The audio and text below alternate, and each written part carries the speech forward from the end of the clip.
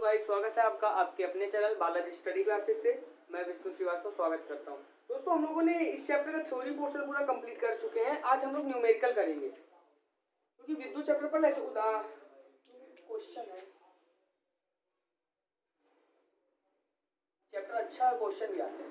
देखो बेटा, सबसे पहला क्वेश्चन बोल रहा है कि किसी चालक में 1.6 एम्पियर की धारा बह रही है। किसी चालक में 1.6 एम्पियर की धारा बह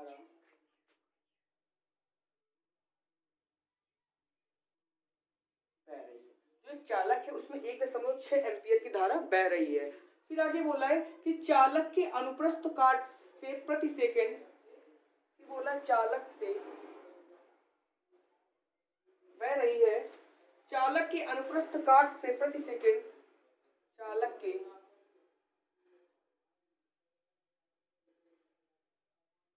अनुप्रस्थ काट से, चालक के अनुप्रस्थ काट से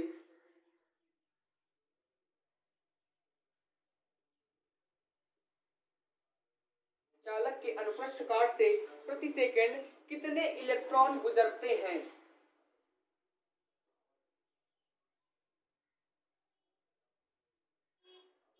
कितने इलेक्ट्रॉन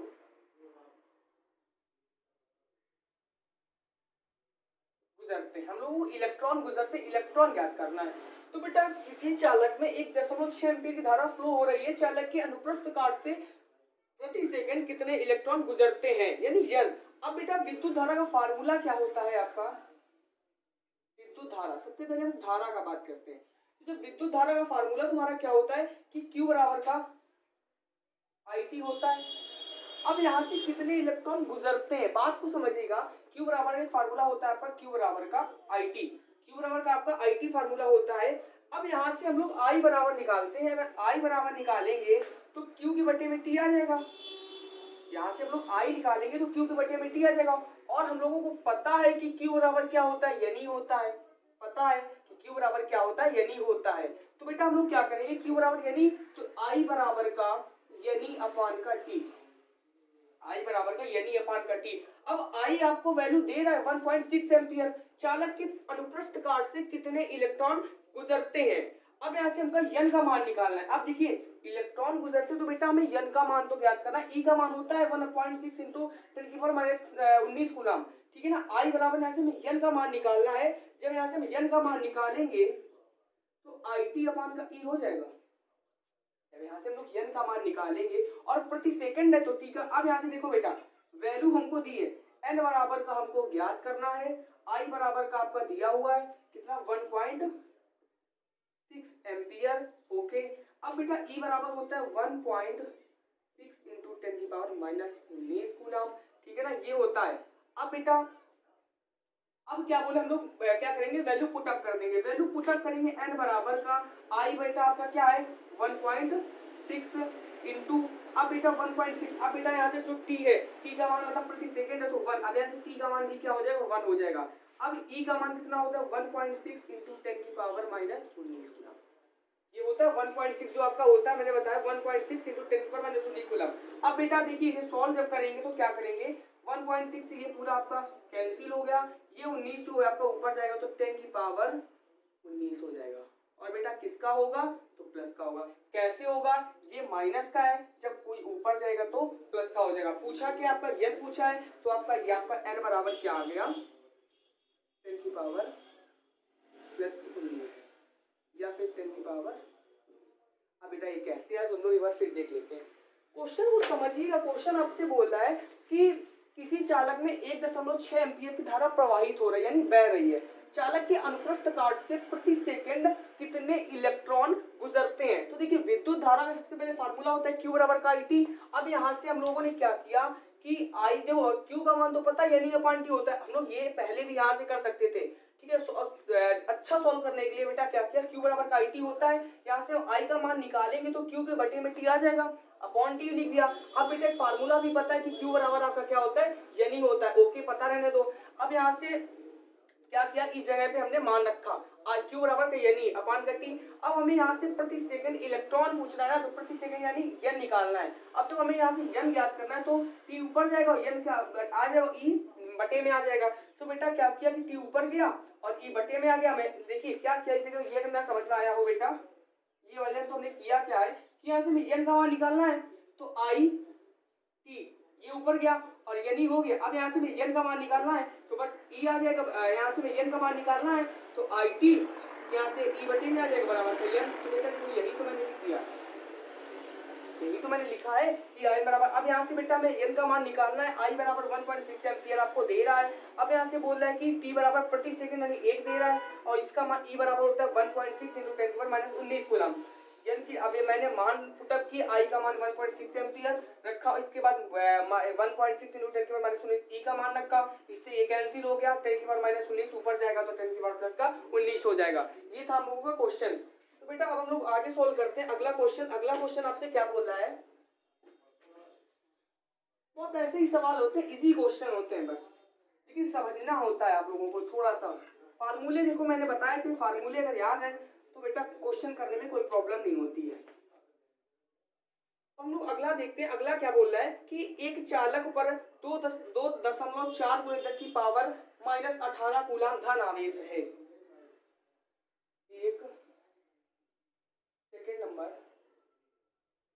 एक चालक पर 2.4 × 10⁻−18 कूलम धन आवेश है।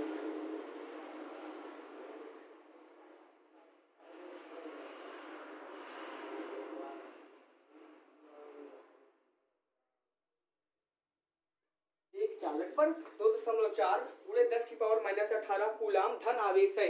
इस चालक पर कितने इलेक्ट्रॉनों की अधिकता या कमी है। फिर वही बात आ गई, इस चालक पर कितने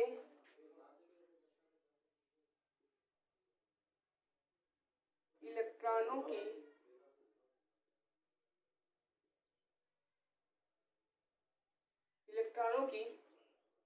अधिकता या कमी है।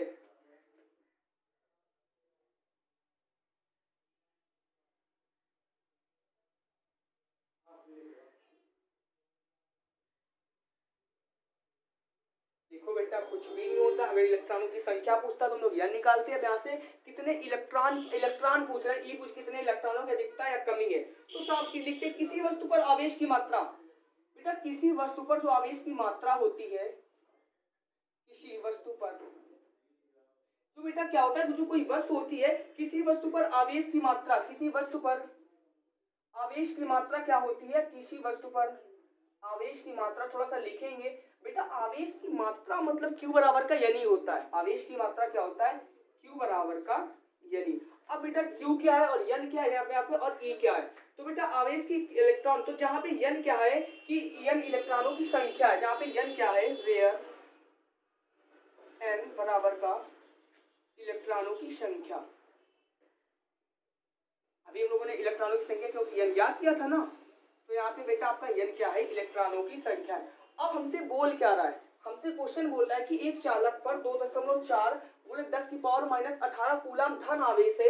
इस चालक में कितने इलेक्ट्रॉनों की अधिकता या फिर कमी है। तो बेटा Q बराबर यानी है। अब हमें यहाँ से क्या करना है, Q बराबर का, देखो Q बराबर का यानी है, हमें यहाँ से मान किसका निकालना है, तो हमें यहाँ से मान N का निकालना है। तो N निकालेंगे तो Q के बटे में E आ जाएगा बराबर का N। अब बेटा Q का मान कितना दे रहा है आपका, एक चालक पर कूलम धन आवेश है, तो आपको Q का मान कितना दे रहा है बेटा, Q का मान दे रहा है 2.4। देखिए क्या बोल रहा है, तो यहाँ से Q सबसे पहले मान लिखते हैं, Q बराबर का 2.4 × 10⁻18 बोल रहा है ना, तो बस Q का मान क्या है, 2.4 × 10⁻18। अब इसके बाद बेटा E का मान आप लोगों को पता है, गुड 1.6 × 10⁻19 कूलम, ठीक है ये पता है। तो बेटा हम लोग मान रख देंगे 1.6 × 10⁻19 कूलम। अब ये देखिए ये पॉइंट से ये पॉइंट कैंसिल हुआ, ये ऊपर जाएगा, तो 24/16 × 10⁻18 और ये 19 प्लस का 19 हो जाएगा ना। अब इसे सॉल्व करते हैं, तो देखो बेटा 2 8 जा 16, 2 12 जा ये हो जाएगा। अब ये टोटल आएगा तो 6 12 2 को 8 2 दूनी 4 2 3 6। अब जब इसे सॉल्व करेंगे 1.5 आएगा। अब इनटू माइनस का तो 10 बचेगा तो बराबर का क्या आ जाएगा 15। और बेटा क्वेश्चन 15 आ गया, लेकिन क्वेश्चन आपसे पूरा 15 इलेक्ट्रॉनों की कमी है या अधिकता है, चूंकि वस्तु पर धन आवेश है। देखो आपको बात को पकड़िएगा, मैंने बताया था कि वस्तु पर धन आवेश है तो इलेक्ट्रॉनों की कमी होगी। तो देखिए यहाँ से कंफर्म हो गया कि वस्तु की इलेक्ट्रॉनों की कमी हो गई। अगर पूछता कि किसी चालक पर ऋण आवेश है तो बेटा क्या होता, अगर किसी चालक पर ऋण आवेश होता तो इलेक्ट्रॉनों की आपकी अधिकता होती है, और अगर धन आवेश होता है उल्टा होता है तो कमी होती है। तो 15 चालकों की क्या हो जाएगा, लिखेंगे कि 15 चूंकि इलेक्ट्रॉनों पर धन आवेश है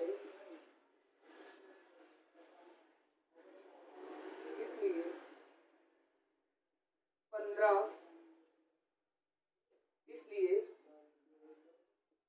15 इलेक्ट्रॉनों की क्या होगी, क्योंकि इलेक्ट्रॉनों पर धन आवेश है इसलिए 15 इलेक्ट्रॉनों की कमी होगी। तो आशा करते हैं क्वेश्चन आपको समझ में आया होगा। फिर बताने एक बार देख लेते हैं। चलो लेंदी नहीं है ज्यादा, क्वेश्चन बहुत इजी है।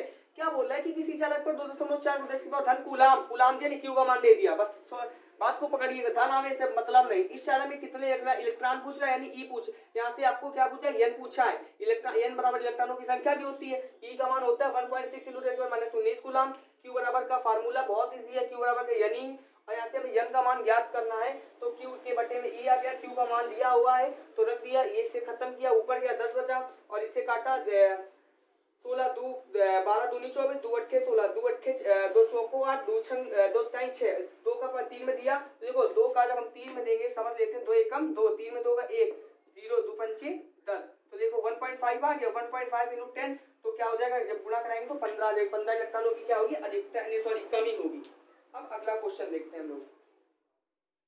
अगला क्वेश्चन वो क्या कह रहा है आपका,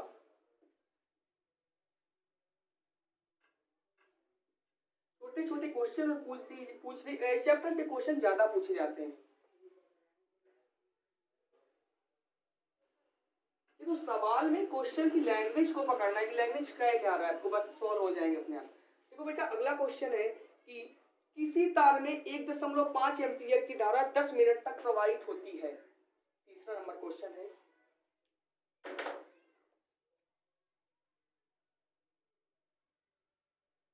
किसी तार में 1.5 एम्पीयर की धारा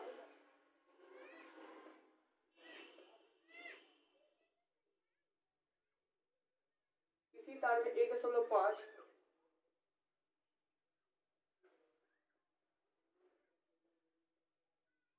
10 मिनट तक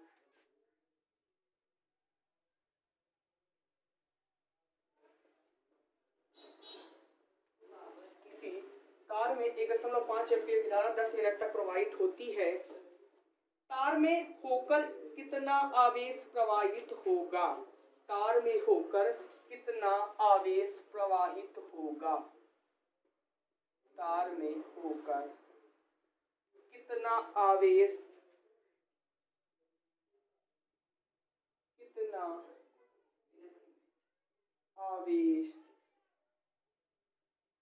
प्रवाहित होगा। बहुत ही इजी क्वेश्चन है, हमें लग रहा है सबसे ज्यादा इजी क्वेश्चन यही है। देखो कुछ भी नहीं करना है बेटा, हम लोगों को मान लिखने। एम्पियर की बात आई क्योंकि विद्युत धारा मात्रा एम्पियर, तो आई बराबर आपको दिया 1.5 एम्पियर, ठीक है। अब इसके बाद 10 मिनट बोला यानी टी दिया आपको 10 मिनट, ठीक है ना। अब आवेश पूछा यानी आवेश क्यू पूछ दिया। फार्मूला क्या होता है, क्यू बराबर का आई टी। अब क्यू बराबर का आई का मान 1.5 है 5। अब बेटा टी का मान 60 लोग करिए, लेकिन गलत हो जाएगा। समय दिया है क्या, वो 10 मिनट तक प्रवाहित होता है तो आप लोग करेंगे 10 150, लेकिन ऐसा नहीं होता है बेटा। 15 आंसर इसका नहीं आएगा। समय का मात्रक सेकंड, हमें इसे सेकंड में भी तो बनाना है, तो Q बराबर का 1.5 × 600 आएगा। तो देखिए 1.5 × 600 हुआ, क्योंकि 60 दान कितने होते हैं आपके 600 होते हैं। अब इसका गुणा कराएंगे तो 15 छक्का 90, या का क्यू बराबर का 900 आ जाएगा। कैसे आया? अब कुछ लोग कमेंट करेंगे ये कैसे हुआ 60, तो बेटा 60 समय का मात्रक सेकंड होता है, मिनट है 10 मिनट, 10 मिनट को लोग सेकंड में बनाएंगे तो 60 का गुणा तो बेटा कराएंगे। क्यों मारथियों, क्या होगा 60 का गुणा ही तो कराएंगे 10 में। 60 का मतलब मिनट है, अगर 20 मिनट होता तो भी 60 का तो गुणा कराते। अगर हाँ क्वेश्चन बोल लेता 10 सेकंड तो बेटा हम लोग कुछ ना करते 1.5 इंटू 10 बराबर का 15 आ जाता लोगों का आंसर। लेकिन यहाँ पे क्या बोल रहा है 15 छक्का 90 और एक अंक 90 आ जाएगा और ये आपका 900 क्यू बराबर का 900 आ जाएगा। बहुत ही इजी क्वेश्चन था।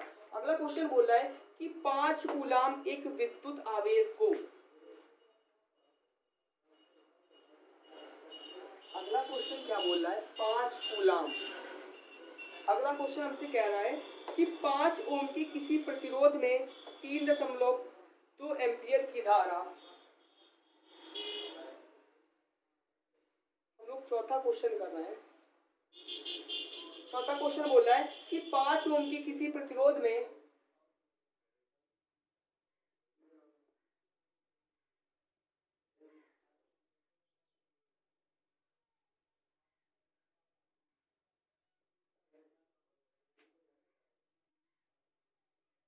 5 ओम के किसी प्रतिरोध में 3.2 एम्पियर की धारा प्रवाहित की जाती है।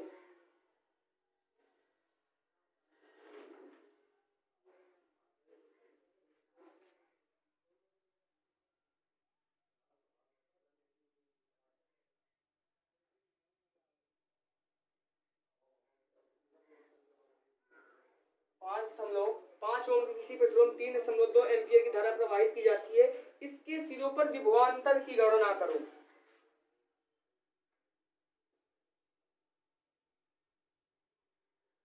इसके सिरों पर विभवांतर की गणना करो।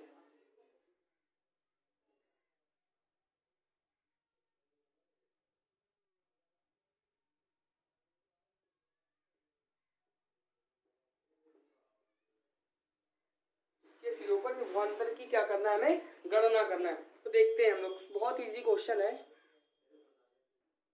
तो क्या बोला है 5 ओम के किसी प्रतिरोध में 3.2 एम्पियर की धारा प्रवाहित की जाती है, तो इसके सिरों पर विभवांतर की गणना करो।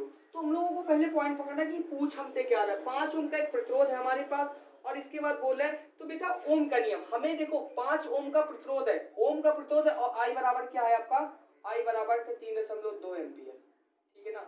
और विभवांतर की गणना करनी है, आर बराबर आपको दिया है 5 ओम। तो बेटा ओम का नियम सबको पता है, ओम के नियम से ओम का नियम क्या होता है, v बराबर का आई आर होता है। ओम का नियम क्या होता है, v बराबर का आई आर होता है। तो यहाँ पे आई का मान कितना है 3.2, आर का मान क्या है। अब देखिए इसका गुणा कराएंगे तो 5 दूनी 10, 5 3 15 यानी 16, तो बराबर का 16 ओम। और पूछना है 16 वोल्ट आ जाएगा आपका आंसर, 16 वोल्ट आ भी रहा है। देखो कैसे आया 16 वोल्ट, 16 वोल्ट बेटा v बराबर का आई आर है। देखो ना समझना फिर से एक बार समझ, v बराबर का आई आर, v लिखा, i का मान कितना है, i का मान है 3.2 एम्पियर इंटू r का मान 5 ओम दिया गया है। तो v बराबर का 5 दूनी का 10 का 0, एक बचा 5 3 15 1 16, एक अंक पे 0 लगा, एक अंक पे दशमलव लगा, तो v बराबर का 16। अब बेटा क्या बोला है, विभवांतर बोला, तो विभवांतर का मात्रक क्या होता है, बात पकड़ेगा तो विभवांतर का मात्रक बेटा बोल दो।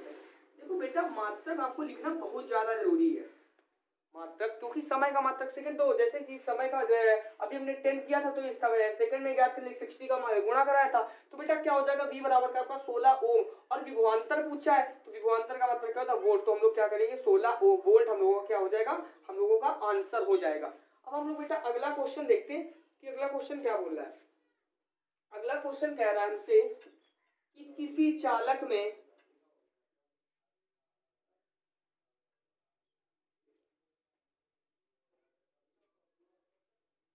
पांचवा नंबर बोल रहा है कि किसी चालक तार जिनके प्रत्येक प्रतिरोध, किसी चालक तार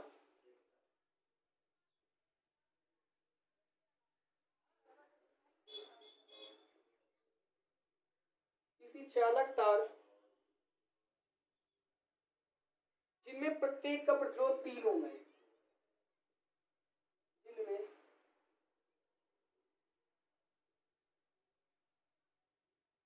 प्रत्येक का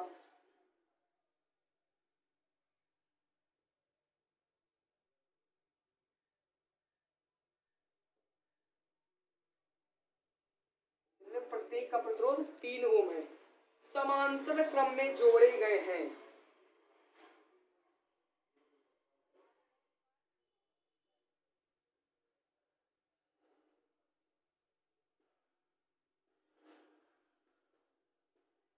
समांतर क्रम में जोड़े गए हैं, ठीक है ना। और बोला इस संयोजन का तुल्य प्रतिरोध क्या होगा।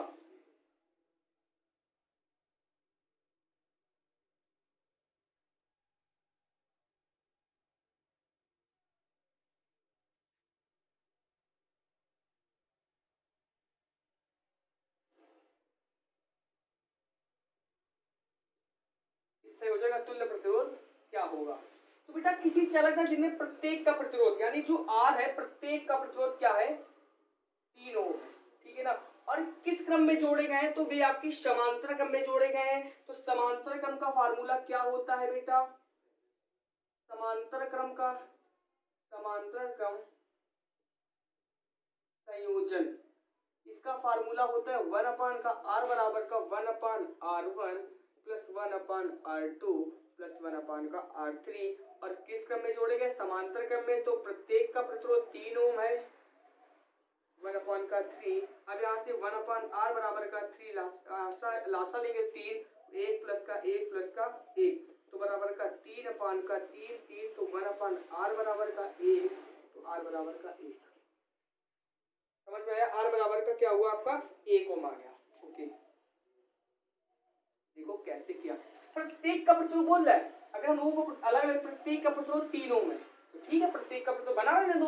1/R बराबर R1 पहली, प्रत्येक का प्रतिरोध का मतलब R1 बराबर का भी 3 है, R2 बराबर का भी आपका 3 है, R3 बराबर का भी आपका 3 है, और सब क्या है 3 ओम है, ठीक है, 3 ओम है। अब यहाँ से 1/R बराबर का फार्मूला होता है, R1 का मान रखा, R2 R3 का मान रखा, 3 लासा लिया, प्लस 1 1 1 1 1 2 1 3, और 3 के नीचे समान हो तो समान लिख लिया। अब 3 1 1 3, 3 से 3 कट गए, R बराबर का 1 ओम आपका आंसर आ गया। बहुत इजी क्वेश्चन था बेटा।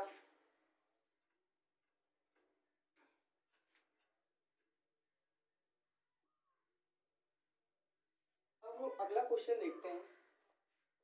अगला क्वेश्चन बोल रहा है हमसे कि बिंदुओं ए तथा बी के बीच तुल्य प्रतिरोध ज्ञात करो।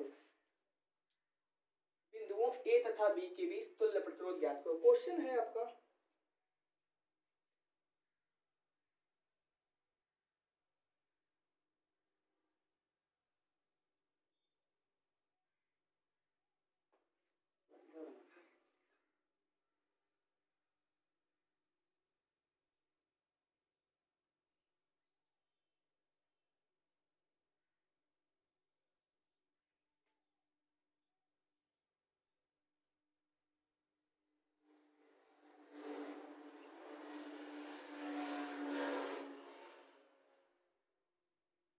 ये आपका ए, ये बी, ये आपका 8 ओम दिया हुआ बेटा, ये आपका 8 ओम दिया है, ये भी आपका 8 ओम दिया है। और हमसे बोल रहा है कि बिंदुओं ए तथा बी के बीच बिंदुओं ए तथा बी के बीच, बिंदुओं ए तथा बी के बीच तुल्य प्रतिरोध ज्ञात करो। ए तथा बी के बीच तुल्य प्रतिरोध ज्ञात करो।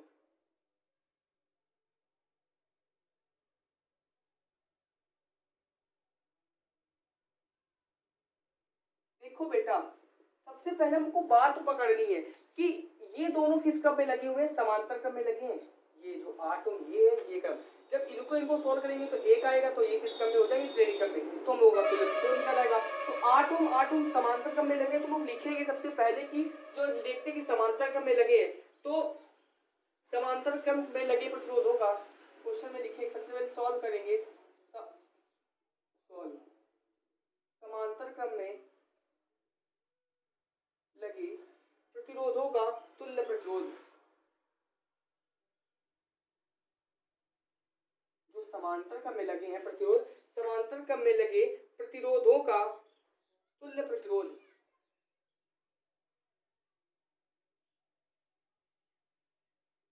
देखो बेटा यहाँ पे R1 दिया है, R2 दिया, R3 दिया नहीं है, तो बेटा हम लोग एक काम करते हैं कि तब क्या करेंगे, R जब दो दिए जाए तो R1 इंटू R2 अपान का R1 प्लस का R2। आप देखो मान रखते हैं समांतर क्रम निकाल रहे हैं तो 8 इंटू 8 अपान का 8 प्लस का 8 64 हो जाएगा, 16 आ जाएगा, 16 चौको 64। तो यहाँ से R बराबर आपका निकल के आया 4। ये आपका R बराबर क्या निकल के आया, 4 ओम निकल के आया। अब बेटा 4 ओम निकल के आया तो देखो बेटा अब हम लोगों का फिगर ये बना कुछ ऐसे,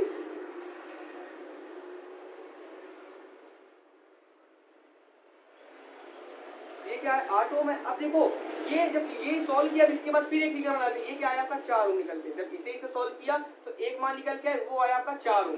तो अब हम लोग लिखेंगे कि 8 ओम, हम लोग इस अब हम लोग ये फिगर छोड़ के इस फिगर से लिखेंगे कि 8 ओम तथा 4 ओम श्रेणी क्रम में लगे हैं, श्रेणी क्रम में लगे हैं। तो बस श्रेणी क्रम का फार्मूला क्या, श्रेणी क्रम में लगे हैं तो श्रेणी क्रम का फार्मूला क्या होता है, R1 बराबर का R1 प्लस का R2। तो R बराबर का इसे फिर माना R1 R2, इसे हम लोग मान के चल रहे थे कि इसे माना R1 R2 R3। देखिए R1 R2 सॉल्व किया, यहाँ से R का मान निकाल लिया। अब इसे फिर से यहाँ से फिर नया चित्र बनाया तो नया मान लिया R1 R2। तो यहाँ से 8 ओम प्लस का 4 बराबर का R बराबर का 12 ओम। तो आपका ए तथा बी के बीच तुल्य प्रतिरोध क्या है, तो लिखेंगे ए तथा बी के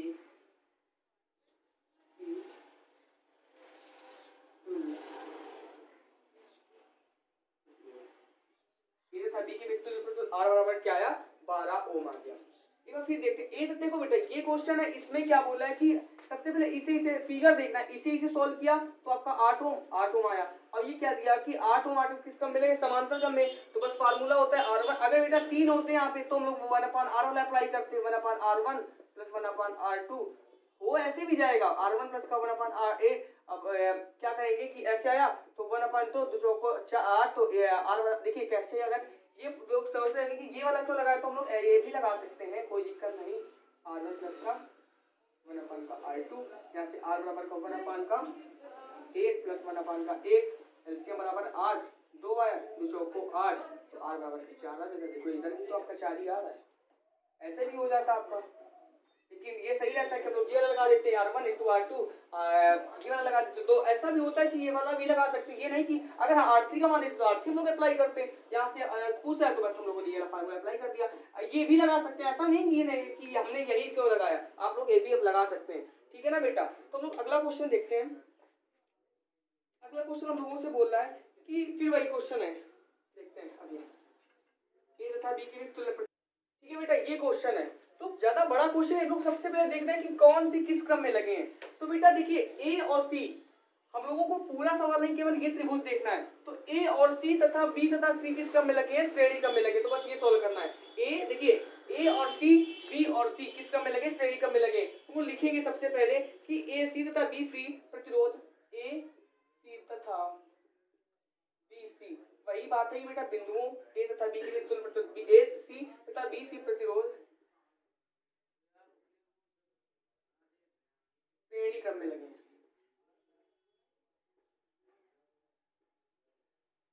श्रेणी क्रम में लगे हैं। तो श्रेणी क्रम में एसी तथा बीसी लगे हैं, तो देखिए 2 ओम प्लस का 1 ओम बराबर का एक मान आया, 2 ओम प्लस का 1 ओम बराबर का 3 ओम आया। इनका तुल्य प्रतिरोध जो आया, तुल्य प्रतिरोध, ओके। अब इनका, अब देखिए ये हमने सॉल्व किया तो एक मान आया। अब देखिए 2 ओम 1 ओम मतलब यानी एडी तथा बीडी फिर भी से एडी क्रम में लगे हैं, तो फिर हम लोग लिखेंगे एडी, ऐसा लिखते हैं, इससे लिखिए तो सही रहेगा, समझ में आ जाएगा। क्या लिखा था, एसी तथा बीसी प्रतिरोध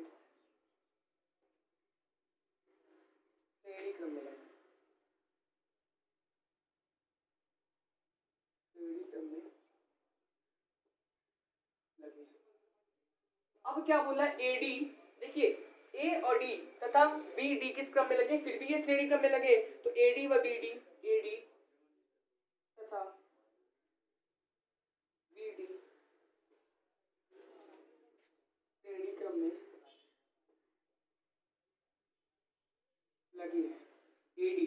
अब देखिए बेटा ए डी तथा बी डी श्रेणी क्रम में लगे, तो ए डी आर बराबर का निकालना, ए डी प्लस का बी डी निकाल लेंगे। देखो यहाँ से मतलब सब ए डी कितना है आपका 2 और प्लस का बी डी कितना है 1 ओम, ये तो बराबर का कितना आ गया, ये आपका कुल प्रतिरोध आ गया 3 ओम। अब देखो जब इसे सॉल्व किया तो आपका एक आया 3 ओम, समझिएगा, जब इसे सॉल्व किया तो आपका आया 3 ओम। अब बेटा ये किस क्रम में लगे हैं, तो 3 ओम 3 ओम 3 ओम आपके किस क्रम में लगे हैं, तो ये आपके समांतर क्रम में लगे हैं। तो हम लिखेंगे कि ए बी, अंत में ए बी,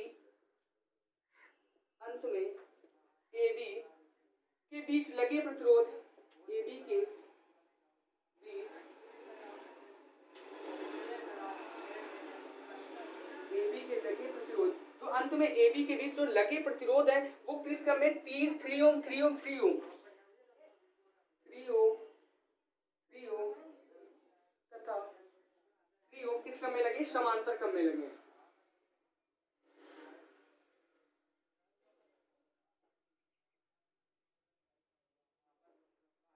समांतर क्रम में लगे, तो समांतर क्रम का फार्मूला क्या होता है, 1/r बराबर का 1/r1 1/r2 1/r3। एक काम करते हैं, जो इसे सॉल्व किया, मतलब इनको सॉल्व किया तो इसे हम r1 मानेंगे, इसे सॉल्व किया देखो इसे r2 मान लेंगे, इसे सॉल्व किया तो r3 मान लेंगे। जब इसे सॉल्व किया तो आया आपका 1/r बराबर का 1/3 प्लस 1/3 प्लस 1/3, तो बराबर का बेटा 1/r बराबर लासा ले लेंगे, 1 प्लस का 1 बराबर का 3/3 बराबर का 1, तो r बराबर का 1 ओम आ जाएगा। बहुत इजी क्वेश्चन था, r बराबर क्या आ गया आपका 1 ओम आ गया। तो आशा करते हैं समझ में, एक बार फिर देख लेते हैं इसे आपको, चलो देख लेते हैं, ये आप इधर देख लेते हैं, इधर देखते हैं 1/r है, 1/r बराबर का 1/r1 की जगह 3 है, फिर 1/3 अब बेटा जब इसे सोल्व करेंगे तो 3 बराबर है, लासा ले लेंगे, इसके बाद 1 प्लस का 1 तो बेटा बराबर का 3/3, इसे करेंगे तो बराबर का 1 आ जाएगा, 1/r बराबर का 1, तो r बराबर का 1, ठीक है ना। तो 3 ओम, तो यहाँ से क्या करेंगे कि 1/r बराबर का 1, तो r बराबर का 1, तो ये हम लोगों का आंसर हो जाएगा। अब बेटा इसे क्या किया तो 1 बनाया मान, तो फिर आगे किया जो ये मान आया, फिर इसे सॉल्व किया तो 1 मान आया, और अंत में श्रेणी किस क्रम में लगे हैं, तो समांतर क्रम में लगे हैं। ठीक है बेटा, मिलते हैं नेक्स्ट वीडियो में, और आशा करते हैं वीडियो आपको अच्छे से समझ में आया होगा, क्योंकि बहुत अच्छे क्वेश्चन कराया मैंने जोड़ के। तो बेटा आपको एक काम और करना है कि आपको वीडियो शेयर करना है, लाइक करना है और सब्सक्राइब करना है, और अगर कुछ क्वेश्चन है तो कमेंट बॉक्स में कमेंट कीजिएगा, मैं बताऊंगा। ठीक है बेटा, मिलते हैं।